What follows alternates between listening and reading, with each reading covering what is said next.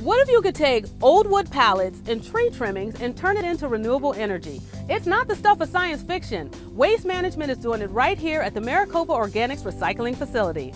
These piles of material that you see behind you, a lot of wood, yard waste, tree clippings, all of those things in the past, we would have normally put in a landfill. So what we did is we found Garrick.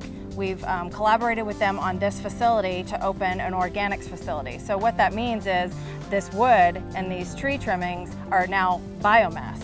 So now that it's turned into biofuel from this process, who's using it? We are working with Garrick to get this biofuel into the Frito-Lay plant, into their biomass boiler, and then they're turned into renewable energy at the Frito-Lay plant.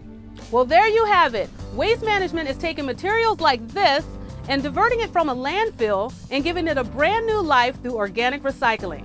I'm Danielle, the Green Queen.